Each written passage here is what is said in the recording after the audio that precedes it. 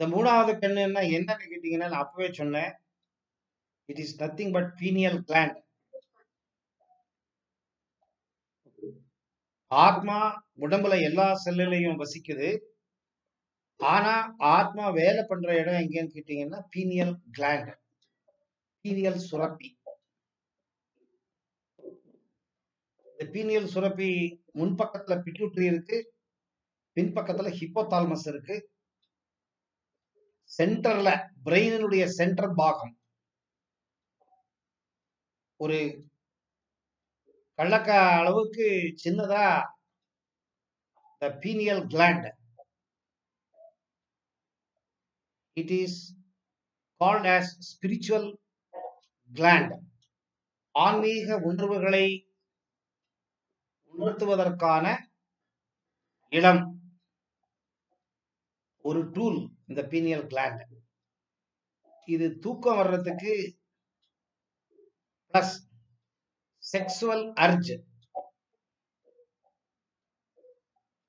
அப்புறமா concentration, memory, plus right and left brain synchronisation and action. இவ்வளவு இதுக்கு பயன்படுது இந்த பீனியல் கிளாண்ட்.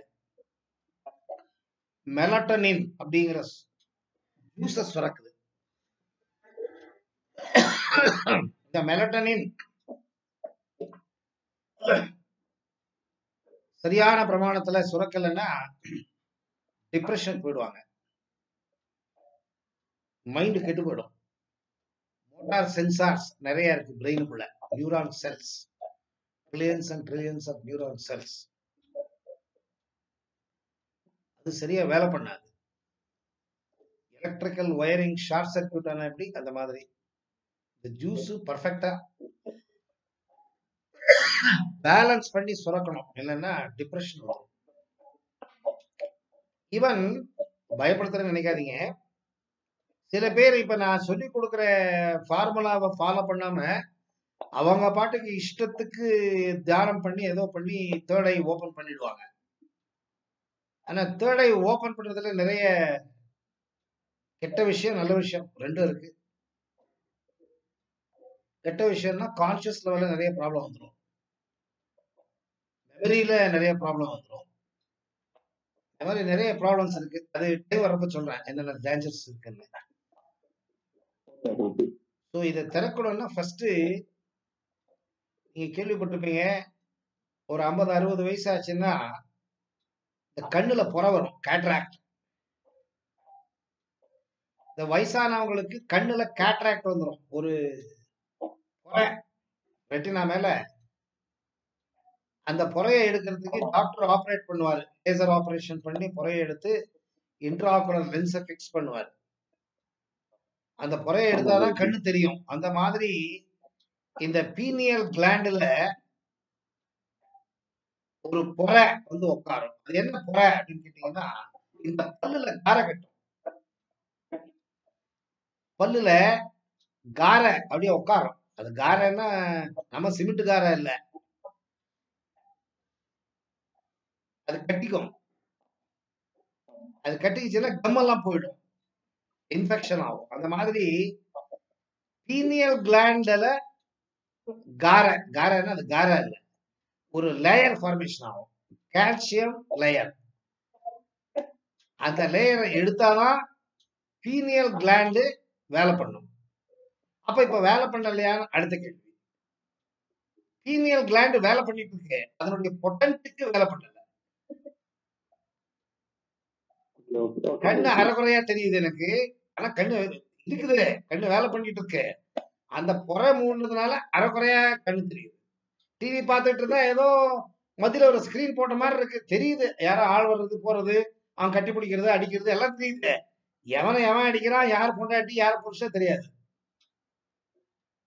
அந்த மாதிரி அது லைவா இருக்கு, ஆக்ஷன்ல இருக்கு, பட் பர்ஃபெக்டா எனக்கு அதோட இன்டாக்ட் பண்ண முடியல. அந்த மாதிரி இந்த பீனியல் கிளாண்ட் தூங்குறதுக்கு என்ன தேவை, அந்த ஜூஸ சுரக்குது. செக்ஸுக்கு என்ன தேவை, அந்த அளவுக்கு ஜூஸ் சுரக்குது. மெமரி கான்சென்ட்ரேஷன் ஜூஸ் சுரக்குது. Left right brain synchronisation juices சுரக்குது, அவ்வளவுதான் பண்ணுது. ஆன்மீக உணர்வுகள் கிடைக்காது until you decalcify the pineal gland. decalcificationங்கிறதே அந்த பீனியல் சுரப்பி மேல ஒரு படிமானம். அந்த கால்சிபிகேஷன் படிமானத்தை நீங்கள் எடுக்கும் வரையில் ஆன்மீக உணர்வுகள் நீங்க ஆன்மீகத்துல இருந்தீங்கன்னா பர்ஃபெக்டா கிடைக்காது. சில பேருக்கு தெரியாது, ராமகிருஷ்ண குருஜி இந்தியாவில இருந்து ஆக்லாண்டுக்கு வந்திருக்கிறார். அவரு மந்திர தீட்சை கொடுக்கிறாராம்.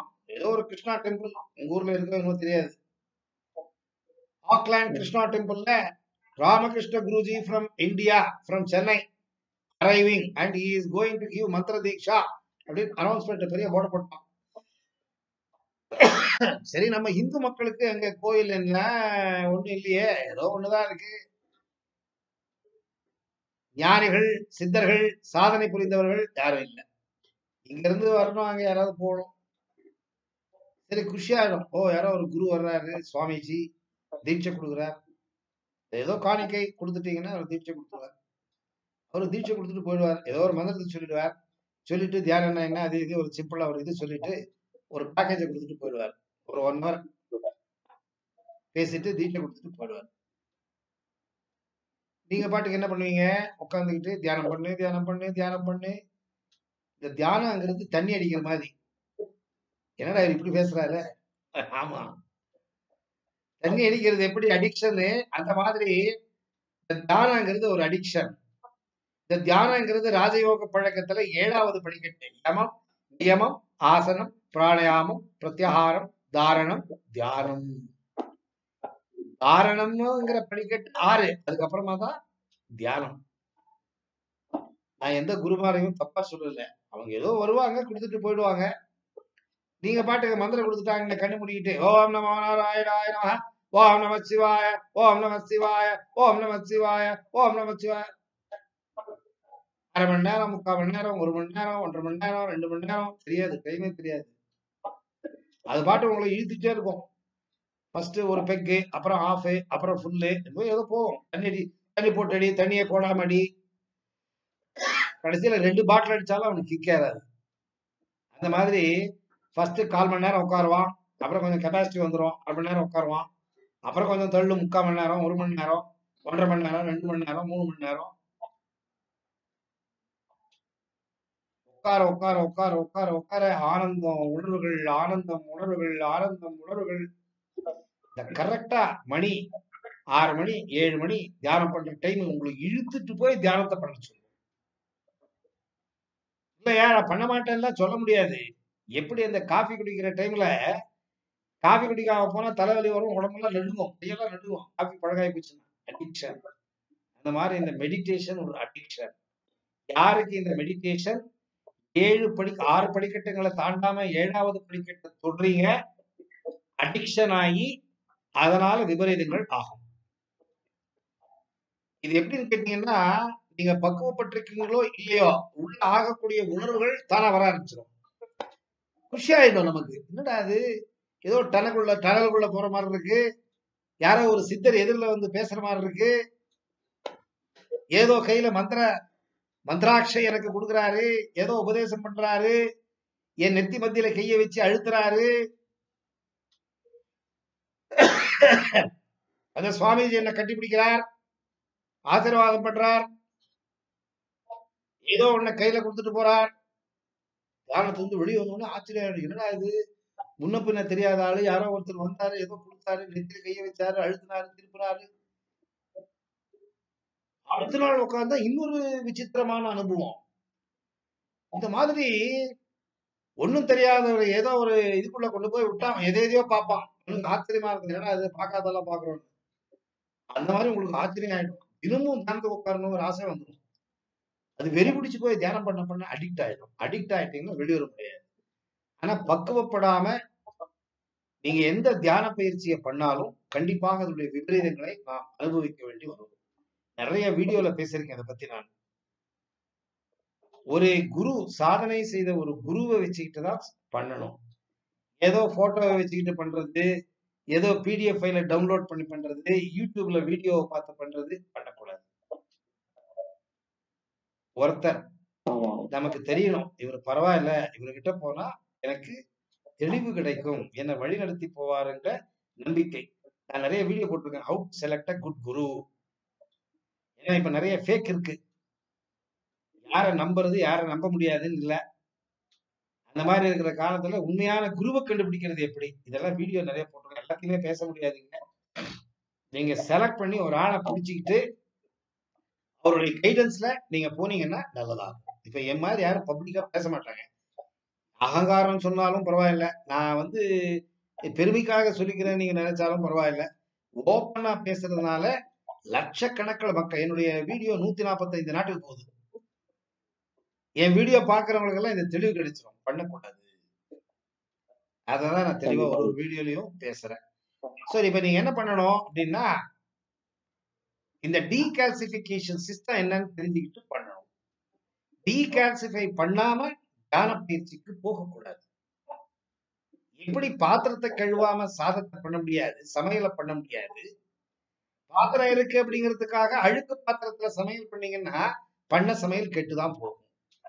அந்த மாதிரி அழுக்கு பிடித்த உடம்புல அழுக்கை எடுக்காம மனது மற்றும் உடல் ரெண்டுலயுமே நிறைய அழுக்கு இருக்கு. உள்ளழுக்கு வெளியழுக்கு இல்ல, உள்ளழுக்கு நிறைய இருக்கு. அந்த உள்ளழுக்க நீங்க எடுக்காம டைரக்டா தியான பயிற்சிக்கு நீங்க போறீங்கன்னா கண்டிப்பாக உணர்வுகள் கிடைக்குமே தவிர சரியான வழியில உங்களை கூட்டு போகாது, மாட்டிப்போம், திருப்பி வெளிவர முடியாது. ஒரு தடவை தெரியாம ஒரு தவறு பண்ணிட்டோம்னா அந்த தவறுல இருந்து வெளியே வருது வரலாம், ரொம்ப ரொம்ப ரொம்ப ரொம்ப கஷ்டப்படும். ஏன் தெரிஞ்சு போய் மாட்டிப்பானே. அதனால கரெக்டான கிரமமா நீங்க பண்ணிட்டீங்கன்னா எந்த ப்ராப்ளம் இல்லாம